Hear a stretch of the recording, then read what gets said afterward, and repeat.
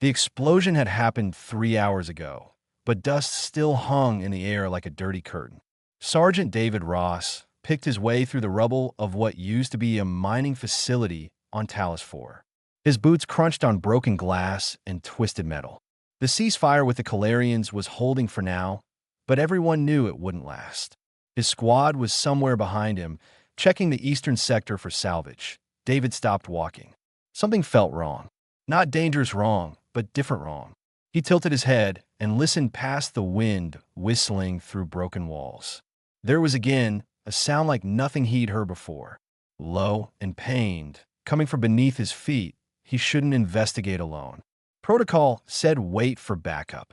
But David had learned to trust his instincts during 2 years of war, and right now those instincts were screaming at him to move.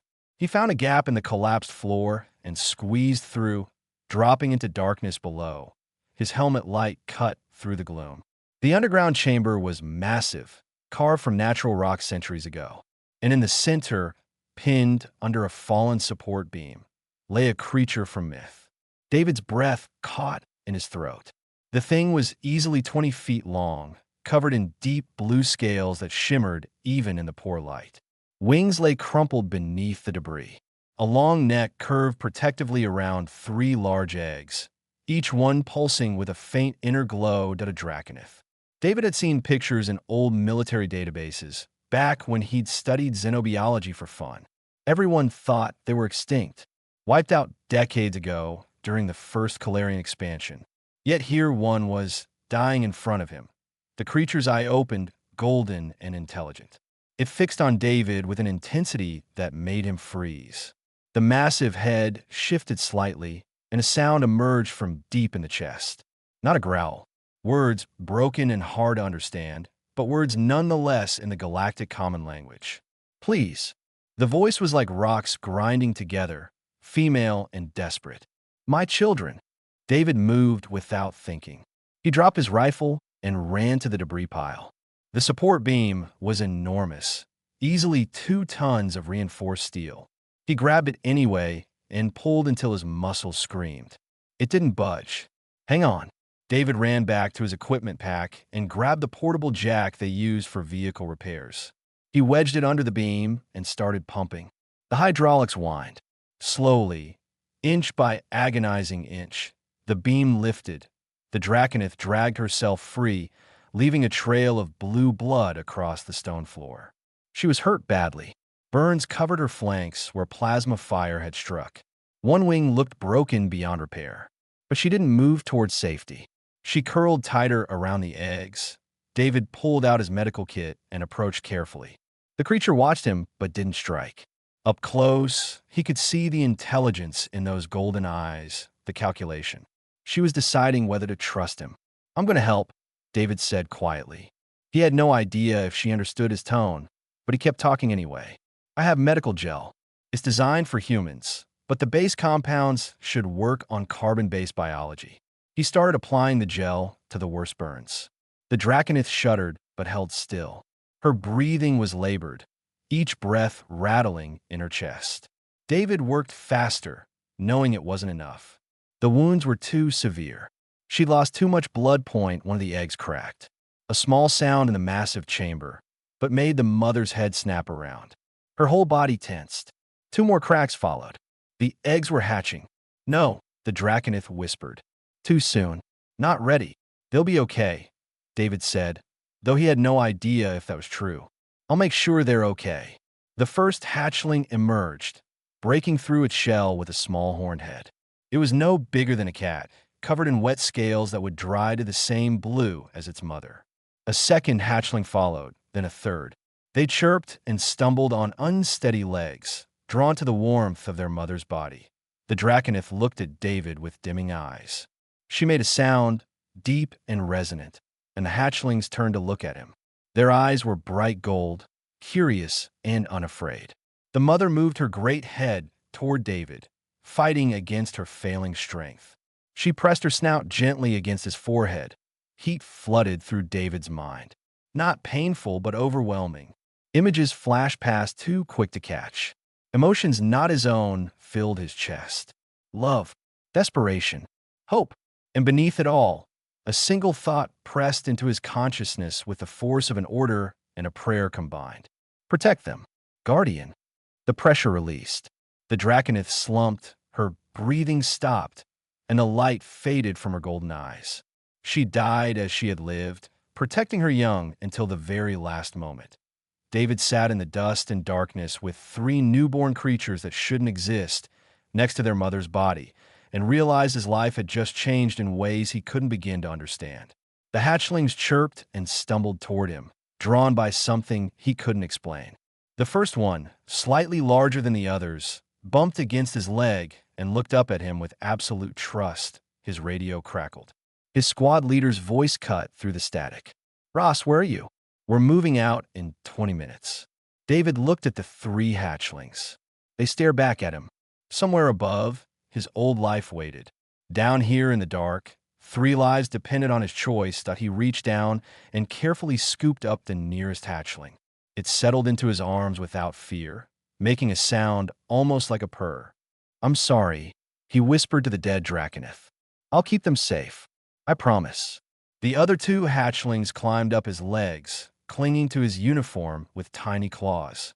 David looked at the mother one last time, then turned and climbed back toward the light, carrying three impossible creatures into an uncertain future. David's hands shook as he sealed the supply crate. Inside, three hatchlings slept curled against each other, their bellies full of processed protein bars that probably weren't meant for baby dragons, but seemed to work anyway.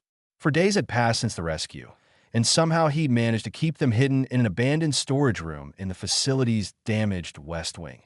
The biggest challenge wasn't food. It was keeping them quiet. The hatchlings were smart, scarily smart. They'd figured out within hours that loud noises brought danger.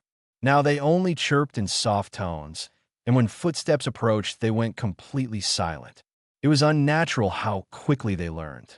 David had started calling them by names that matched their personalities. Ash, the bold one with slightly darker scales who always explored first. Frost, the cautious one who watched and waited before acting. Storm, the curious one who tried to touch and taste everything. "Ross, you coming to the mess hall?" Private Amy Lou stuck her head into the room David was supposedly cataloging. He jumped, nearly dropping his scanner. "Not hungry," he said quickly. Too quickly that Amy's eyes narrowed. She was sharp, always had been. 2 tours together meant she could read him like a mission brief. She stepped fully into the room and closed the door behind her. "You've been acting weird for days. Disappearing. Missing meals. Jumping as shadows." She crossed her arms. "What's going on?" David opened his mouth to lie. The words died in his throat when a soft chirp came from the corner. Amy's head whipped around. Storm had stuck his head out of the crate, golden eyes blinking at the new person. "What the hell is that?" Amy whispered. "It's complicated. That's a Draconith hatchling. You know what they are? My grandmother told stories. Said they were the most beautiful creatures in the galaxy before the Calarians killed them all." Amy walked closer, moving slowly. Storm didn't retreat. "How did you get 3 Draconith hatchlings?" David told her everything. The mother dying, the bonding gesture, the promise he'd made. By the end, Amy was sitting on the floor with all 3 hatchlings investigating her pockets. "You realize this is insane," she said. "I know. You're violating about 14 regulations. I know. They're going to keep growing. You can't hide 3 dragons forever. I know." David put his head in his hands. "I just need time to figure out what to do. The Calarians are hunting the last of their kind.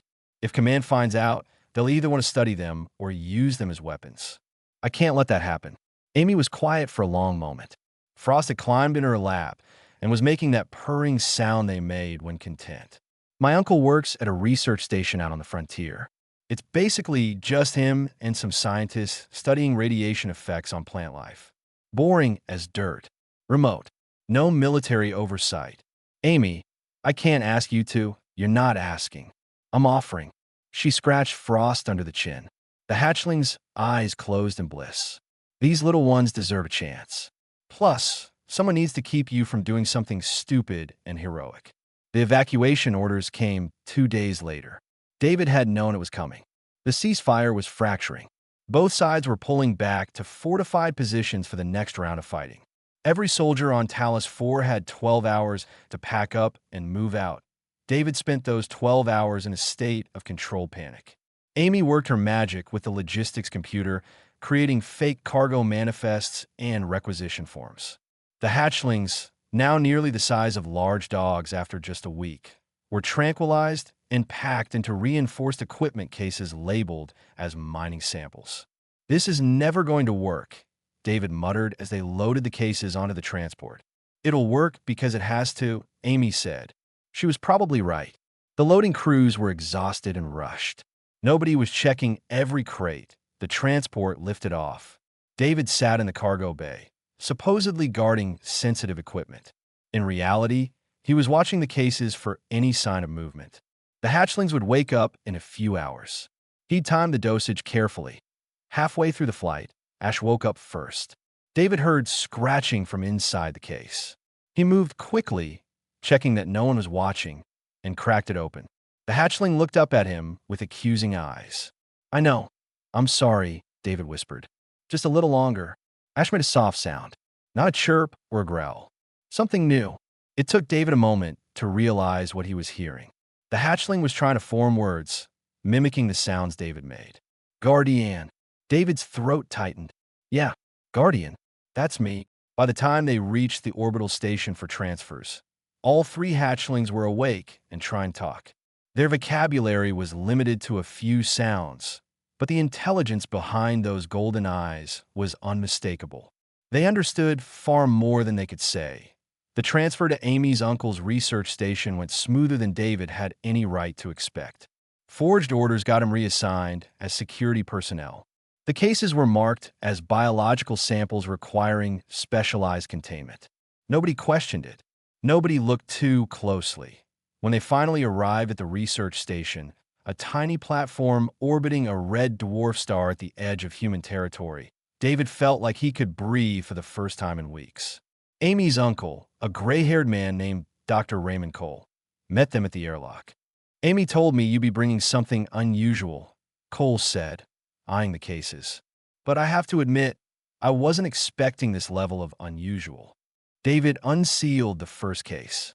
Ash burst out, wings spreading for the first time in days. She landed on the deck and fixed Cole with an imperious stare. Frost and Storm followed, more cautious but equally curious. Cole's jaw dropped. "Sweet stars above. They're magnificent. They're family," David said quietly, "and they need somewhere safe to grow up." Cole looked at the three hatchlings, then at David, then back at the hatchlings.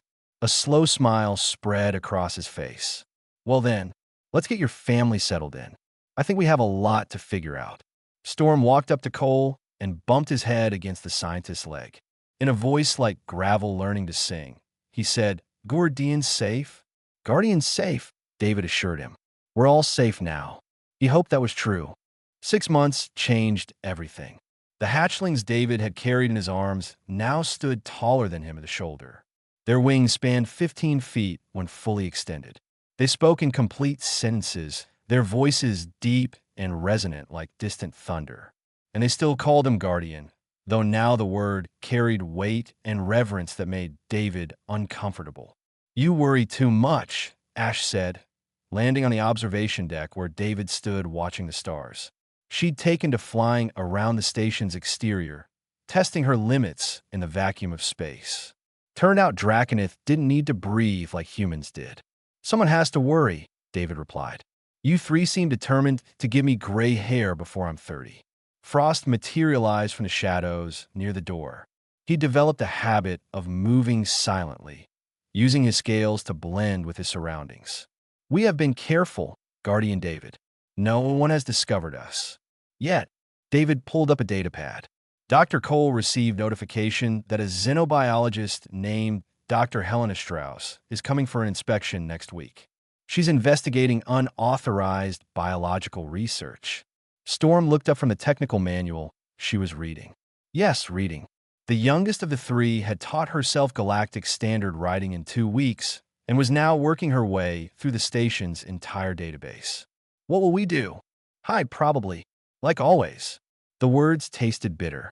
David had spent 6 months watching these incredible beings hide themselves away, suppressing their nature because the galaxy wasn't ready for them. No, Ash said firmly. We do not hide anymore. Ash, if the military finds out, then we face them. Ash's eyes blazed with conviction. Our mother did not save us so we could spend our lives in shadows. You did not risk everything so we could be afraid. Frost moved closer to David. The Guardian taught us that hiding from fear accomplishes nothing. He taught us this by showing us, not with words. Every time he protected us, every time he stood between us and danger. Storm closed her manual. I've been reading the old files Dr. Cole found. About our people. We were Guardians once, Guardian David. We protected this whole sector of space before the Calarians came. They feared us because we were powerful. They destroyed us because we were alone. You're not alone anymore, David said. You have me, Amy. Dr. Cole. Yes, Ash agreed. And that makes all the difference. The old Draconith fought only for themselves. We fight for family. The conversation was interrupted by Dr. Cole rushing onto the observation deck, his face pale. We have a problem. Calarian signatures just appeared on long-range scanners. 3 ships, military class. They're headed here. David's blood went cold. How did they find us? Does it matter? Amy appeared behind Cole, already in combat gear. She'd never left, choosing to stay at the station as David's backup. We have maybe 2 hours before they arrive. The station has minimal defenses and no weapons worth mentioning. We evacuate, David decided. Load everything we can and run. To where? Cole asked. They're between us and any friendly territory. We run, they'll hunt us down in open space. Then we surrender, David said. I'll say I forced you all to help me. The Calarians want the Draconith. They can have me instead. 3 voices spoke in perfect unison. No, Ash stepped forward. We choose our own fate, Guardian.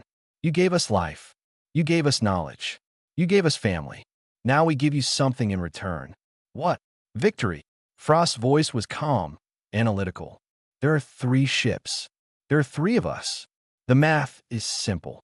You've never fought before, David protested. You're barely 6 months old. Storm laughed, a sound like rocks tumbling down a mountain. Guardian David, we are Draconith. Fighting is in our bones and blood and breath. We have been studying, learning. We know what we are capable of. David wanted to argue, wanted to protect them like he'd been doing since they hatched. But looking at the 3 of them, he saw the truth he'd been avoiding. They weren't hatchlings anymore. They were young, yes, but they were also powerful, intelligent, and determined. And they were right. Running would only delay the inevitable. Cole, get everyone not essential to operations into the escape pods, David ordered. Amy, help me get the defense grid online. You 3, he looked at the Draconith. If we're doing this, we do it smart. No heroics. No unnecessary risks. We work together. Ash's teeth showed in what might have been a smile. Always together, Guardian. That is what family means. The Calarian ships arrived 90 minutes later. David stood in the control center, watching them approach on the screens. The lead ship transmitted on all frequencies. Human facility, surrender the Draconith specimens immediately. Refusal will result in the destruction of your station. David picked up the transmitter. His hand was steady. This is Sergeant David Ross. The beings you're calling specimens are sentient individuals under my protection. Come and take them if you can. He cut the transmission and looked at the 3 Draconith waiting by the airlock. They wore no armor, carried no weapons. They didn't need them. Ash met his eyes and nodded once. For family, she said. For family, Frost echoed. For family, Storm agreed. They launched themselves into space as the Calarian ships opened fire. David watched them fly, their scales reflecting starlight, their wings catching solar wind. They looked like legends come to life. The battle lasted 7 minutes. When it was over, 2 Calarian ships were drifting hulks, and the 3rd was fleeing at maximum speed. The 3 Draconith returned to the station, unmarked and unbowed. But the galaxy had been watching. The battle had been broadcast by automatic beacons. Everyone now knew the truth. The Draconith had returned, and they had a human guardian who stood with them. Everything was about to change. The transmission request started 20 minutes after the battle ended. 50 in the first hour, 200 by the second. Military command wanted explanations. Politicians wanted negotiations. News networks wanted interviews. The Calarian Dominion wanted blood. David ignored them all. He sat in a medical bay with his head in his hands while Dr. Cole patched up the cuts he'd gotten when a panel exploded during the fight. The adrenaline was wearing off, leaving behind the shakes and the reality of what had just happened. "You did well," Cole said, sealing the last wound. "Kept your head under pressure. That's rare. I nearly got us all killed, but you didn't. The children are safe. Everyone on the station survived. I'd call that a win." The door opened. Amy walked in carrying a data pad, her expression grim. "We need to talk. Now." She pulled up a holographic display. It showed star maps with red markers spreading like a disease. 17 Calarian battle groups just went to high alert. They're mobilizing. The broadcast of our fight reached their core worlds an hour ago. "They're coming for us," David said. It wasn't a question. Worse, they've declared the Draconith an existential threat to galactic peace. They're calling for a coalition to contain or eliminate them. Amy switched the display. But here's the interesting part. 12 species just publicly rejected the Calarian demand. 8 of them have offered us sanctuary. David looked up. Why would they do that? Because the video didn't just show 3 dragons winning a fight, Cole said quietly. It showed Ash carrying you to medical after you got hurt. It showed Frost and Storm standing guard outside while you recovered. The galaxy saw family protecting family. That means something to people who've spent years under Calarian oppression. Storm entered the medical bay, moving with the careful grace she'd developed. "The networks are calling us symbols of hope. They say we represent resistance against tyranny. We're just trying to survive," David said. "No," Ash said, following her sister inside. Frost was behind her. "We're trying to live." "There is a difference, Guardian." David stood, wincing as his injured ribs protested. "The Calarians won't stop. You saw what one fleet did. They'll send 10 next time. 20. We can't fight them all." "Then we do not fight alone," Frost said. He activated his own data pad. 37 species have sent messages of support. 14 have offered military assistance. 6 have proposed a defensive alliance. En alliance. David frowned. Against the Dominion? That's suicide. They control half the known galaxy. They control it through fear, Amy said. 3 young Draconith just proved that fear can be overcome. You think the oppressed worlds aren't paying attention? You think they're not asking themselves if maybe, just maybe, they could be free? We're not starting a war. Ash moved to stand directly in front of David. She lowered her massive head until her golden eyes were level with his. "Guardian David, the war started long before we hatched. The Calarians have been conquering and enslaving for generations. We are simply giving people the courage to fight back. You're 6 months old. We are Draconith," Frost said simply. "Age and wisdom are not the same thing for our kind. We carry the memories of our mother, given to us through the bonding. We understand what is at stake." Storm spread her wings. The membranes caught the light, showing patterns like circuit boards. "I have accessed the historical archives. The old Draconith Empire fell because they refused to stand with others. They believed their power made them untouchable. They learned the truth too late. We will not make that mistake," Ash said. "We will fight, not as weapons, not as assets, but as free beings who choose to defend those who cannot defend themselves. And we will do it with our guardian at our side." David looked at the 3 of them, saw the determination in their eyes, the set of their wings, the way they stood together. They weren't hatchlings anymore. Maybe they never really had been. "If we do this," he said slowly, "we do it right. No charging into battle. No heroic sacrifices. We build something lasting. An actual alliance with rules and structure and support systems." "Agreed," Frost said immediately. "We will need a base of operations," Storm added. "Somewhere defensible but accessible. And we will need to train others. Both humans and Draconith, if more of our kind can be found." "There are rumors," Cole said. "Whispers of survivors hiding in the outer systems. If the Draconith have returned, They might reveal themselves. Amy pulled up another display. I've been looking at potential locations. There's an abandoned military station in the Threshold Belt. It's on neutral territory, easily defended, and has enough space for a small fleet. Then we start there, David decided. Amy, coordinate with the species offering support.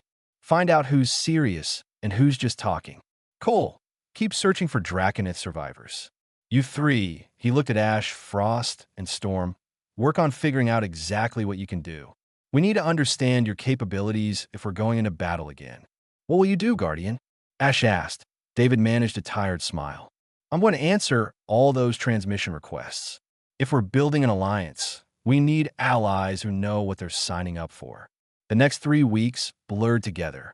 Ships arrived from a dozen worlds, bringing soldiers, supplies, and hope. More Draconith appeared, cautious survivors who'd hidden for years. They were older, scarred, wary. But when they saw Ash, Frost, and Storm, something changed in their eyes as a delegation of elder Draconith approached David one evening. Their spokesman, a massive silver-scaled male named Render, studied David with ancient eyes. You are the human who raised the children. I am. You gave them something we lost long ago. Purpose beyond survival. Connection beyond species. They call you Guardian. Now I understand why. Render lowered his great head in respect. We will follow where the children lead, and where their guardian guides. David felt the weight of that statement settle on his shoulders like armor. Too heavy to carry alone, but somehow bearable because he wasn't alone. He had 3 impossible children who'd become his family. And now he had an impossible mission to match. The galaxy was about to learn what happened when you threatened a Guardian's family. The Threshold Station hummed with activity. 3 months had passed since David and the Draconith had claimed this abandoned facility as their base. What started as empty corridors and dead systems now housed 2,000 beings from 30 different species. All of them were here for the same reason. They believed in something impossible. David walked through the training bay where human soldiers sparred alongside Draconith warriors. A young pilot from the Haveran system practiced aerial maneuvers with Storm, who'd become the best flight instructor anyone had ever seen. Frost ran tactical simulations in the command center, teaching strategy to officers twice his age. And Ash led strike teams on rescue missions across the sector, pulling refugees from Calarian slave camps. Guardian, a voice called. David turned to see a American trader, one of the newer arrivals. The Council requests your presence. We have received intelligence that requires immediate attention. The Council chamber was full when David arrived.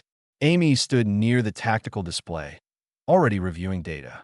Dr. Cole was there too, along with Render and 5 other Elder Draconith. The 3 children, as David still thought of them despite their size, waited near the windows. We have a problem, Amy said without preamble. She activated the display, showing a remote colony world. The Calarians just hit refuge point. Population 20,000. They're using some kind of biological weapon.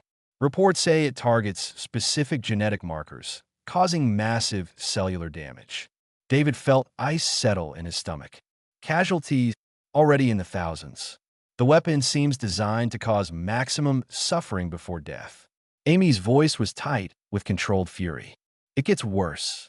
Our intelligence suggests this is a field test. They're planning to use it on a larger scale. Against whom? Frost asked, though his tone suggested he already knew the answer. Against any world harboring Draconith or their sympathizers, Cole said. They've decided if they can't beat you in combat, they'll kill everyone who supports you. Ash's roar shook the windows. Then we strike at their weapon facilities, destroy them before they can deploy. We don't know where the facilities are, Amy countered. Our intelligence network isn't that deep yet. Then we save who we can, David said. Refuge point first. How long do they have? Hours, maybe? The weapon acts fast. We can reach them in 2 hours if we push the engines, Storm calculated. But Guardian David, our medical facilities are not equipped for a biological crisis of this scale. We'll figure it out. Get a rescue team ready. Ash, Frost, I need you both for this. Storm, you stay here and coordinate reinforcements. Storm's eyes flashed with frustration. I want to help. You'll be helping. We need someone with your mind running things from here. David put a hand on her scaled foreleg. Trust me. 20 minutes later, they were in space. David sat in the transport's cockpit next to Amy, watching the stars streak past. Behind them, Ash and Frost flew in formation, easily keeping pace with the ship. A medical team and 36 soldiers filled the cargo bay. This is a trap, Amy said quietly. I know. The Calarians wanted us to hear about this. They're counting on you to do exactly what you're doing. I know that too. Amy glanced at him. And you're going anyway. 20,000 people are dying. What else can I do? They arrived to find refuge point in chaos. The colony's shields were failing. People lay in the streets, writhing in agony. The biological agent had spread faster than anyone predicted. David's team deployed immediately, setting up triage centers and distributing what medical supplies they had. It wasn't enough. Nothing was enough. David worked alongside the medics, carrying victims to treatment areas, holding the hands of those too far gone to save. A young girl, maybe 8 years old, looked up at him with eyes glazing over. Are the dragons here? She whispered. They're here, David assured her. Good. The dragons keep us safe. Her eyes closed. She didn't open them again. David stumbled outside, needing air, needing space. The biological weapon was winning. They'd saved maybe 1,000 people. 19,000 were dead or dying. Guardian, Frost said softly, landing beside him. You cannot save them all. Then what's the point? David's voice cracked. We built this alliance to protect people. And we're failing. Ash landed on his other side. You are not failing. You are here. You tried. That is more than anyone else did. It's not enough. No, Ash agreed. It is not. That is why this must end. The Calarians created this weapon. They deployed it on innocents. They must answer for this. David looked at the two Draconeth, saw something new in their eyes. Not rage. Something colder. Something final. You're planning something. We found the weapon facility, Frost said. Storm tracked the dispersal patterns back to their source. It is in Calarian core territory. Heavily defended. You can't attack it. That's suicide. Perhaps, Ash said. But doing nothing is also death. Slower. More painful. More widespread. This is exactly what they want, David said. They're baiting you into a fight on their terms. Frost fixed him with those ancient eyes. Then we changed the terms. We do not attack their facility. We attack their leadership. We make them understand that every innocent they kill will cost them something precious in return. That's terrorism. That is war, Ash corrected. They began it. We will end it. David wanted to argue, wanted to tell them there had to be another way. But standing in a colony filled with corpses, surrounded by the evidence of Calarian cruelty, he couldn't find the words. If you do this, he said finally, you do it with me. We're family. Family doesn't let each other walk into danger alone. Ash and Frost looked at each other. Some communication passed between them that David couldn't interpret.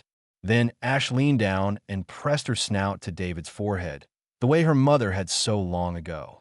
Always together, Guardian. Until the end. They left Refuge Point with rescue teams still working. Storm met them back at Threshold Station with a tactical plan that was either brilliant or insane. Probably both. The Elder Draconeth approved it. The council argued for hours before voting in favor. 7 days later, they struck at the heart of the Calarian Dominion. And nothing was ever the same again. Pain was a distant thing, floating somewhere beyond David's consciousness. He knew he should feel it. The biological weapon had hit him directly when he'd thrown himself in front of a group of civilians during the strike on the Calarian command station. But his body seemed to have decided feeling anything was too much work. Voices surrounded him. Ash was roaring something. Frost's analytical tone had cracked into desperate pleading. Storm was there too, which meant she'd left the base despite orders. That should worry him, but everything seemed far away and unimportant. There has to be something, Ash snarled at Dr. Cole. I'm sorry, Cole said, and he actually sounded it. The weapon was designed to target human genetics specifically. His cells are breaking down at the molecular level. I don't have the equipment or the knowledge to stop it. Then we find someone who does. There is no one. I am sorry, Ash. David's dying. Silence fell. David tried to speak, to tell them it was okay, that he'd made his choice and didn't regret it. But his voice wouldn't work. Nothing worked anymore. There is a way, Frost said quietly. The ancient texts describe a bonding ritual, a complete joining of life force between Draconith and another being. It has never been done between species, but theoretically, do it, Ash interrupted. You do not understand. The risk is total. If it fails, all four of us die. The Guardian and all three of us. Our life forces would tear each other apart. Then it must not fail, Storm said. Her voice was steady, certain. He gave us life. He gave us family. He gave us everything. We could do no less for him. David felt himself being moved. Felt the cool touch of scales against his skin. 3 massive forms surrounded him, their warmth seeping into his cold body. Ash pressed her snout to his forehead. Frost touched his chest. Storm rested against his hands. If you can hear us, Guardian, Ash whispered, hold on. We are coming for you. Fire erupted through David's veins. Not painful, not exactly, but overwhelming. He felt his consciousness expand, stretching beyond the limits of his skull. Suddenly, he was in 3 places at once. He saw through Ash's eyes, felt Frost's calm determination, experienced Storm's brilliant mind racing through calculations. And they felt him too. His memories flooded into them. The day his family died. The moment he found their mother. Every quiet night spent teaching them about the galaxy. Every proud moment watching them grow. His fear that he wasn't enough. His love for 3 impossible children who'd become his world. The biological weapon tried to tear him apart. But it wasn't just his body anymore. 3 Draconith poured their life force into him. Their ancient biology fighting the human disease. Energy crackled between them, visible as arcs of light that made the medical bay glow like a star. David felt his DNA rewriting itself. Felt something new emerging from the collision of human and Draconith. His eyes snapped open. They reflected light now, golden like theirs. He could feel them in his mind, their thoughts touching his own. The light faded. The 4 of them slumped, exhausted, but alive, all alive. Well, Cole said after a long moment, that was medically impossible. I'm going to need to write several papers about this. Ash laughed, the sound shaky with relief. Only you would think about papers at a time like this. David sat up slowly. Everything felt different. Sharper, more intense. He could hear the electricity running through the walls. Could sense the heat signatures of everyone in the room. And beneath it all, a constant awareness of 3 presences in his mind. His children, his family. How long was I out? He asked. 3 days, Amy said from the doorway. She looked exhausted. You missed the aftermath. Aftermath? Storm helped David stand. He felt stronger than he should. The strike was successful, Guardian David. We destroyed the weapon facility and captured the Calarian High Command. Without central leadership, their empire is fracturing. 17 worlds have declared independence, Frost added. 23 more are in negotiations. The Dominion is collapsing. David absorbed this. 3 days. The galaxy had changed in 3 days. Casualties, minimal on our side, Amy said. We got lucky, or maybe skilled. Storm's planning was perfect, and the civilian areas we hit. None, Ash said firmly. We did as you taught us, Guardian. Precision. Control. We struck only military targets. The Calarian civilians were not harmed. David nodded slowly. That was important. They'd stayed true to their principles even in war. What happens now? Now we rebuild, a new voice said. Render entered the medical bay, followed by a dozen other Elder Draconith. The freed worlds are forming a coalition. They want the Draconith to join them. And they want the Guardian who raised 3 children to teach an empire what family means. I'm just a soldier, David protested. You're the bridge between species, Render said. You proved that different beings can become family. That is worth more than any weapon or strategy. 5 years later, David stood on Talos 4 again. The mining facility had been converted into a memorial garden. Siora's grave was at its center, marked by a monument of blue stone that caught the light like scales. Ash, Frost, and Storm stood beside him. They were fully grown now, magnificent and powerful, but they still called him Guardian. Would always call him Guardian. Do you think she knew? Ash asked quietly. Our mother. Do you think she knew what we would become? She knew you'd have a chance, David said. That's all any parent wants for their children. A ship landed nearby. Delegates from 40 species emerged, coming for the annual gathering at the memorial. This place had become a symbol. The spot where one desperate choice changed the galaxy that a young human child approached, holding her mother's hand. She looked up at the three Draconith with wonder, but no fear. Are you the dragons from the stories? We are, Storm said gently, lowering her head to the child's level. The stories say you protect people. We do. Why? Storm glanced at David. He smiled and nodded. Storm turned back to the child. Because a human soldier taught us that family is worth protecting. And the whole galaxy is our family now. The child considered this seriously. I want to be like you when I grow up. Then learn to see others as family, Frost said. Learn to stand for those who cannot stand alone. Learn that love makes us stronger, not weaker.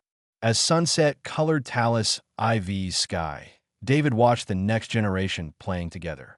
Human children and young Draconith, along with dozens of other species, all learning from each other, all becoming family. We did it, Ash said softly. We built something worth saving. We're still building, David replied. There's still work to do. Still people who need protection. Then we keep going, Storm said. Together. Always together, Frost agreed. David looked at the three of them. His children, his family, his pride. Your mother would be proud of you. She would be proud of all of us, Ash corrected, pressing her snout gently to David's forehead. Guardian and children, teaching the galaxy what family means. Night fell on the memorial garden. Stars appeared overhead, the same stars that had watched a human soldier make an impossible choice. The same stars that now looked down on a galaxy, learning that the strongest bonds are the ones we choose, not the ones we're born with. And somewhere in the eternal dark between stars, the spirit of a mother dragon rested peacefully, knowing her children had found what she died to give them. Not just life, but a guardian who would love them, guide them, and stand with them against any darkness. The legacy continued, and would continue for generations to come.